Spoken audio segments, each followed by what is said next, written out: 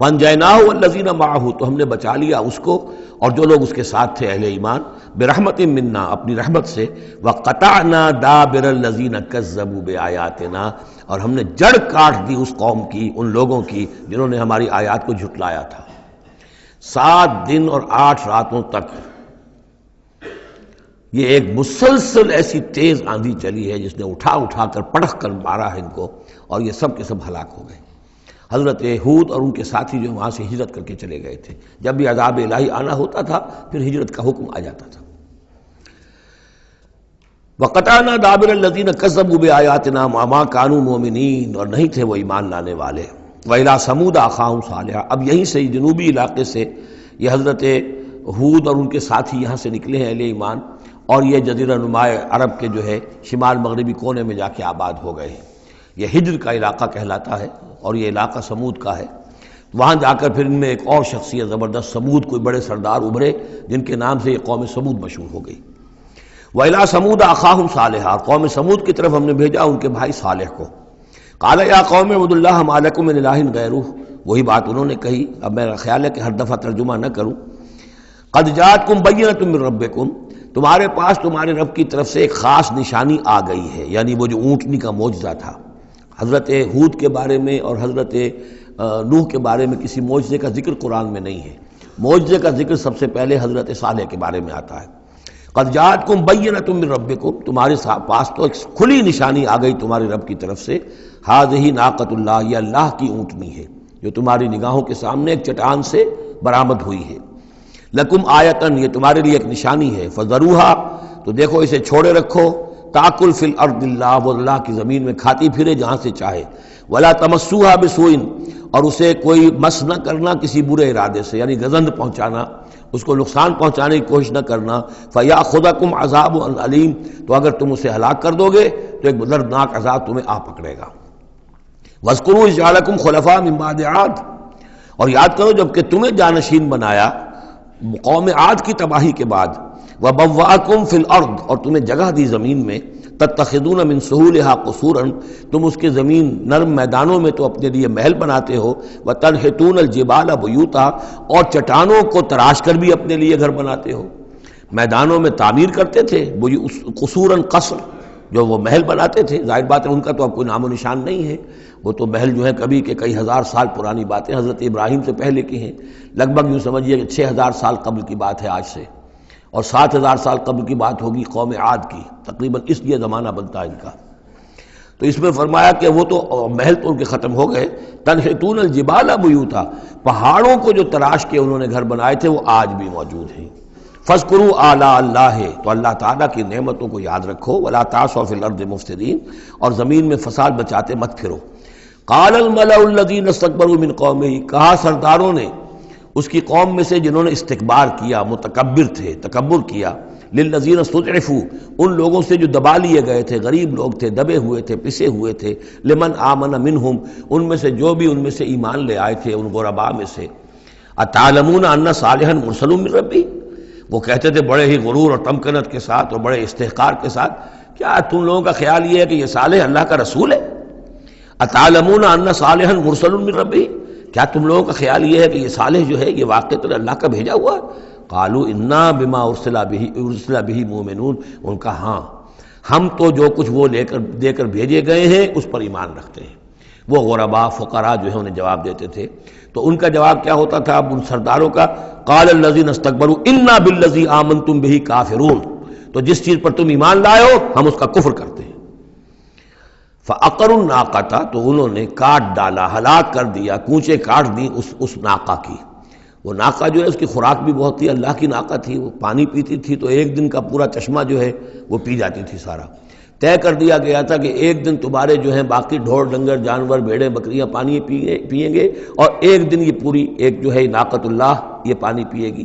تو یہ آزمائش ان کے لیے ناقابل برداشت ہو گئی، چنانچہ انہوں نے پھر سازش کی، اور ان میں سے جو بڑے بڑے سردار تھے انہوں نے ایکا کیا، یہ تفصیل بعد میں آئے گی، اور اس اونٹنی کو ہلاک کر دیا۔ فعقروا الناقۃ وعتوا عن امر ربہم، اور اپنے رب کے حکم سے انہوں نے سرکشی کی۔ وقالوا یا صالح ائتنا بما تعدنا ان کنت من المرسلین، اور یہ اس کو مارنے کے بعد اس کو اونٹنی کو اب انہوں نے چیلنج کے انداز میں کہا اچھا اے صالح اب لے آؤ جس کا تم نے وعدہ کیا تھا، اگر تم واقعی رسول ہو تو لاؤ کہاں ہے عذاب، ہم نے تو وہ تمہاری اونٹنی جو ہے وہ ہلاک کر دی۔ فَأَخَذَتْهُمُ الرَّجْفَةُ تو انہیں آ پکڑا ایک زلزلے نے، فَأَصْبَحُوا فِي دَارِهِمْ جَاثِمِينَ تو وہ پڑے رہ گئے اپنے ان گھروں میں، اپنی بستیوں میں اوندھے پڑے رہ گئے، سب کے سب ہلاک ہو گئے۔ فَتَوَلَّىٰ عَنْهُمْ تو حضرت صالح نے ان سے پیٹھ موڑی، ان سے رخ موڑا، چلے وہاں سے۔ فَتَوَلَّىٰ عَنْهُمْ وَقَالَ يَا قَوْمِ لَقَدْ أَبْلَغْتُكُمْ رِسَالَةَ رَبِّي اور انہوں نے کہا اے میری قوم کے لوگوں میں نے تو تمہیں اپنے رب کا پیغام پہنچا دیا تھا، وَنَصَحْتُ لَكُمْ اور میں نے امکان بھر تمہاری خیر خواہی کی، کسی طرح تمہاری آنکھیں کھل جائیں، کسی طرح تم ہوش میں آ جاؤ، وَلَٰكِن لَا تُحِبُّونَ النَّاصِحِينَ لیکن کیا کروں کہ تم تو اپنے جو مخلص ہیں اور نصیحت کرنے والے ان کو پسند نہیں کرتے، تمہیں تو پسند آتے ہیں وہ لوگ جو تمہیں خوب سبز باغ دکھائیں، بھروں پر چڑھائیں، تمہیں جو ہے تمہارا جوش جو ہے وہ جوش میں تمہارے خون کو لے آئیں، زندہ آباد مرد آباد کے نعرے لگوائیں، تمہیں تو پسند وہ لوگ ہیں۔ وہ بات کہ کوئی شخص تم سے کوئی عقل کی بات کرے، سمجھ کی بات کرے، تمہاری خیر خواہی کی بات کرے تو پسند ہی نہیں۔ وَلُوطًا اب یہاں نوٹ کیجئے یہ 3 رسول ہیں پری ابراہمک، حضرت نوح، حضرت ہود، حضرت صالح، پری ابراہمک، حضرت ابراہیم علیہ السلام سے پہلے کے۔ اور حضرت لوط جو ہے حضرت ابراہیم کے کنٹمپریری ہیں، کیونکہ یہ ان کے بھتیجے ہیں اور یہ بھی عراق ہی کے رہنے والے تھے، یہ بھی سامی النسل ہیں، یہ بھی سیمیٹک ریس میں سے ہیں، اور ان کے ایک بھتیجے نے ان کے ساتھ ہجرت کی تھی اور وہ ان کے ساتھ رہے ہیں، اللہ نے ان کو بھی رسالت سے سرفراز فرمایا۔ اور خاص طور پر جو ڈیڈ سی ہے اس کے کنارے پر 2 بڑے عظیم شہر اس وقت آباد تھے، سدوم اور عمورہ، اور یہ بڑے تجارتی مرکز تھے، اس لیے کہ مشرق سے مغرب کی طرف جو تجارتی قافلے آتے تھے ایران سے عراق ہو کر وہ پھر فلسطین اور مصر کی طرف جاتے تھے تو ادھر سے ہو کر گزرتے تھے، تو گویا کہ ایک طرح کا جو ہے یہ کراس روڈز تھا یہ علاقہ جو ہے، جو یہ کیریوان روٹس کا، اس حوالے سے ان کے لیے بڑی وہ خوشحالی تھی۔ لیکن یہ کہ اس قوم کے اندر یہاں جو قوم آباد تھی، حضرت لوط ان میں سے نہیں تھے، اس قوم میں سے نہیں تھے، وہ تو آئے تھے حضرت ابراہیم کے بھتیجے عراق کے رہنے والے، لیکن جو لوگ یہاں آباد تھے ان میں یہ خباثت پیدا ہو گئی تھی جسے سوڈومی کہا جاتا ہے، یعنی یہ کہ مردوں کا آپس میں جنسی اختلاط جو ہے اس کی وجہ سے یہ ہے کہ ان کے اوپر عذاب آیا ہے، تو یہ ان کی طرف بھیجے گئے ہیں حضرت لوط علیہ السلام۔ نوٹ یہ کرانا ہے کہ حضرت ابراہیم کا ذکر یہاں بیچ میں سے نہیں کیا گیا، اس کی وجہ کیا ہے؟ یوں سمجھیے وہ نکال کر اور وہ سورہ انعام میں رکھ دیا گیا ہے، جوڑ دیا گیا ان دونوں صورتوں کو کہ انباء الرسل سب کے سب اس میں جمع ہو گئے، اور چونکہ حضرت ابراہیم کی قوم کے ضمن میں اس طرح کا واقعہ مذکور نہیں ہے واللہ عالم، لیکن قرآن میں صراحتاً مذکور نہیں ہے، لہذا وہ ایک علیحدہ نوعیت کی شے ہے، وہ قصص النبیین کے ٹائپ کی چیز تھی جو ہم پڑھ چکے ہیں سورہ انعام میں، یہ انباء الرسل چلے آ رہے ہیں، لہذا یہاں حضرت لوط کا ذکر براہ راست شروع ہو گیا ہے، حضرت ابراہیم کا سرے سے ہے ہی نہیں۔ ان چیزوں کے اندر ایک ربط ہے منطقی۔ وَلُوطًا إِذْ قَالَ لِقَوْمِهِ اور ہم نے بھیجا لوط کو جب کہ کہا اس نے اپنی قوم سے، جا کے جہاں آباد ہو گئے تو وہ قوم ہو گئی لیکن یہ اس قوم سے نہیں تھے خود۔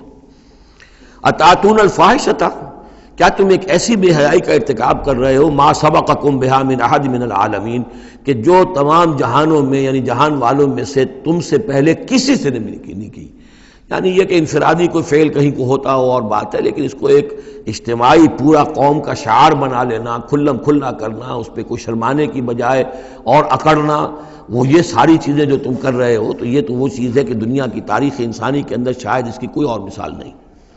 اتاتون الفاحشۃ ما سبقکم بها من احد من العالمین انکم لتاتون الرجال شہوۃ تم مردوں کا رخ کرتے ہو شہوت کے ساتھ، من دون النساء عورتوں کو چھوڑ کر، بل انتم قوم مسرفون تم تو حد سے تجاوز کرنے والے قوم ہو، قانون طبیعت قانون فطری کے خلاف جا رہے ہو۔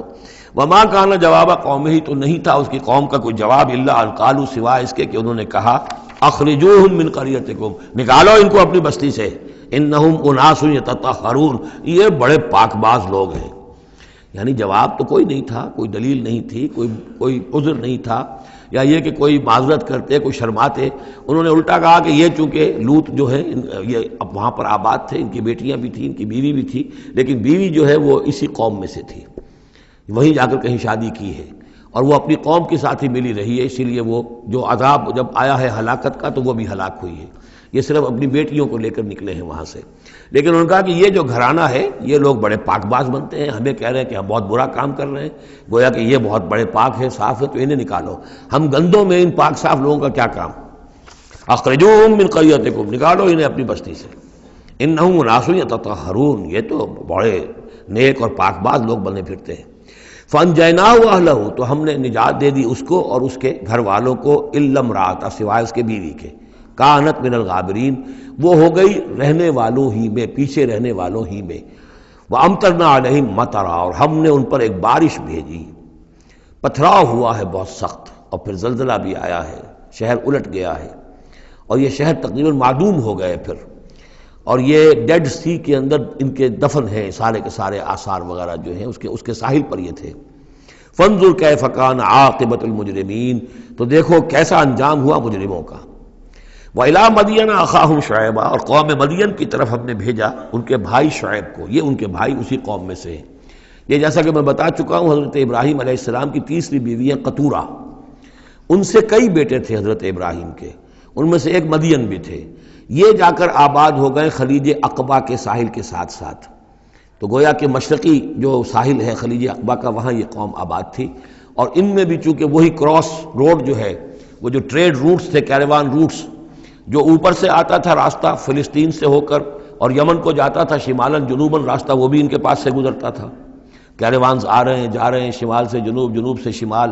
جو مشرق سے عراق سے ایران سے قافلے آتے تھے اور مصر جاتے تھے، یا مصر سے آتے تھے، لہذا یہ جو تھے اس وقت کی انٹرنیشنل ٹریڈ کے چونکہ کراس روڈز کے اوپر واقع تھے، لہذا بہت خوشحال ہو گئے، بہت ان کے ہاں بہت وسعت ہوئی مال اور دولت کے اندر. لیکن پھر وہی گندگیاں ان کے ہاں شروع ہو گئیں، تو وہاں حضرت شعیب کو مبعوث کیا گیا. وَإِلَىٰ مَدْيَنَ أَخَاهُمْ شُعَيْبًا، اور مدین کی طرف ہم نے بھیجا ان کے بھائی شعیب کو.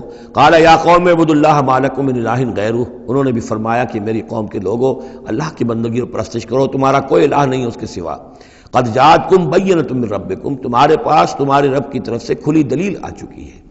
فَأَوْفُوا الْكَيْلَ، تو ماپ پورا کیا کرو. اب یہ چونکہ کاروباری یہ لوگ تھے تو اب ان کے ہاں جو خرابی آئی تھی اس میں یہ ہے کہ پیمانہ کم ناپ رہے ہیں، کم تول رہے ہیں.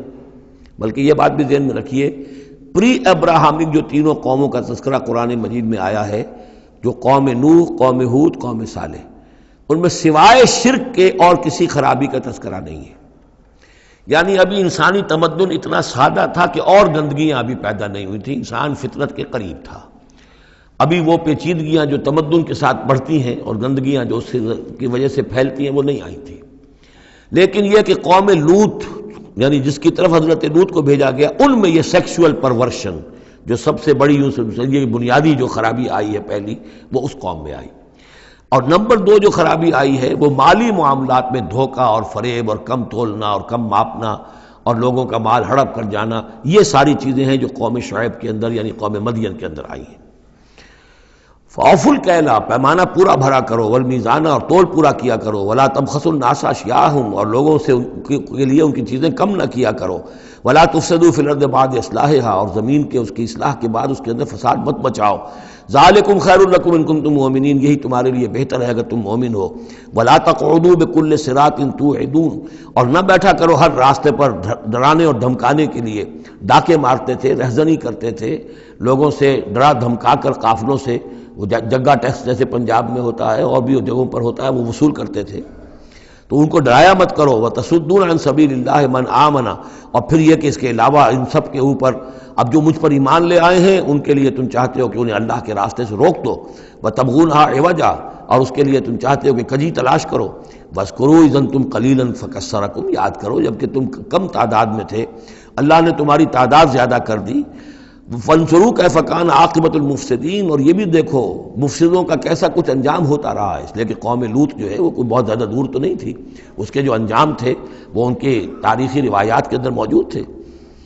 وَإِنْ كَانَ طَائِفَةٌ مِّنكُمْ آمَنُوا، پھر اب اگر تم میں سے ایک گروہ ایمان لے آیا ہے بِالَّذِي أُرْسِلْتُ بِهِ، اس چیز پر کہ جو مجھے دے کر بھیجا گیا. وَطَائِفَةٌ لَمْ تُؤْمِنُوا، اور ایک گروہ وہ ہے جو ایمان نہیں لایا ہے، قوم تقسیم ہو گئی ہے. فَاصْبِرُوا، اب یہاں خطاب ہے ایمان لانے والوں سے، تو اے ایمان والو اب صبر کرو. حتیٰ یحکم اللہ بیننا، یہاں تک کہ اللہ ہمارے مابین فیصلہ کر دے، وہو خیر الحاکمین، اور یقیناً وہ بہترین فیصلہ کرنے والا ہے۔ قال الملأ الذین استکبروا من قومہ، کہا اس کی قوم کے ان سرداروں نے جنہوں نے تکبر کی روش اختیار کی، لنخرجنک یا شعیب والذین آمنوا معک من قریتنا، اے شعیب ہم تمہیں اور جو تیرے ساتھ ایمان لائے ہیں انہیں اپنی بستی سے نکال باہر کریں گے، او لتعودن فی ملتنا، یا تم لوگوں کو واپس آنا ہوگا ہمارے ملت میں، جو ہمارا طریقہ تھا، جو ہمارا دین تھا، جو ہمارے رسمیں ہیں، ریتیں ہیں، رواج ہیں، انہیں اختیار کرنا پڑے گا۔ قال اولو کنا کارہین، حضرت شعیب نے فرمایا تو کیا تم ہم پر جبر کرو گے؟ ہمیں تو پسند نہیں ہے، ہم تو تمہارے اس دین میں، تمہارے طور طریقے میں نہیں جانا چاہتے، ہمیں ناپسند ہو تب بھی تم ہمیں مجبور کرو گے۔